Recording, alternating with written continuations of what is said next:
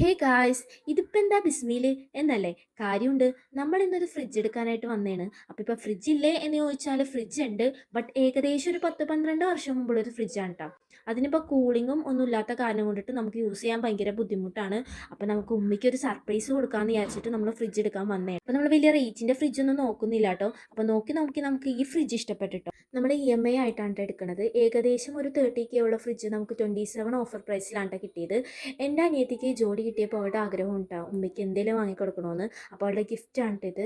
പിന്നെ ഞങ്ങൾ കുറേ നേരമൊക്കെ അവിടെ ചുറ്റിക്കണ്ട് നമുക്ക് 2 സൈഡ് ഫ്രിഡ്ജാണ് ട്ടോ ആഗ്രഹം. ബട്ട് ചില പ്രത്യേക സാഹചര്യങ്ങൾ മൂലം നമുക്ക് ഇതിൽ ഒതുക്കേണ്ടി വന്നു കേട്ടോ. എന്നാലും കുഴപ്പമില്ല, അവൾക്ക് അതൊരു വലിയ അച്ചീവ്മെൻറ്റ് തന്നെ കേട്ടോ. നമ്മൾ ഈ സെലക്ട് ചെയ്ത ഫ്രിഡ്ജ് അതിൻ്റെ ഇടയിലൊന്ന് മാറ്റിയിട്ടാൽ അതിൻ്റെ കപ്പാസിറ്റി കുറവായതുകൊണ്ട് സെയിം പ്രൈസിൽ തന്നെ നമുക്ക് കുറച്ചുകൂടി പവർ സേവിങ് മോഡുള്ളത് കിട്ടിയിട്ടാ. അതിൻ്റെ ഇടയിൽ നമ്മൾ 2 സൈഡ് ഫ്രിഡ്ജൊക്കെ പോയി ഒന്ന് നോക്കി റേറ്റ് കണ്ടപ്പോൾ അവിടെ നിന്ന് നൈസായിട്ട് പോകുന്നിട്ടാ. അങ്ങനെ ലാസ്റ്റ് നമ്മളെല്ലാം കൺഫേം ആക്കി ബില്ലൊക്കെ അടിച്ച് നമ്മൾ പോന്ന്. ഇനി ട്വിസ്റ്റ് എന്താണെന്ന് വെച്ച് കഴിഞ്ഞാൽ നമ്മുടെ സർപ്രൈസ് പൊളിഞ്ഞു ഗൈസ്. ഉമ്മയ്ക്ക് മനസ്സിലായിട്ടോ ഫ്രിഡ്ജ് വാങ്ങാൻ പോയതാണെന്ന്. ഇനി കാണാൻ പോകുന്നത് ഉമ്മയുടെ അഭിനയമാണ്. ഉമ്മ ഒരു സാധനം വന്നേക്കണ. ഉമ്മ വന്നേ.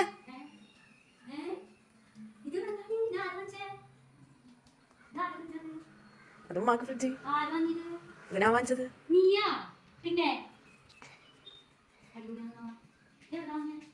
ബിസ്മീന്ന്. ആ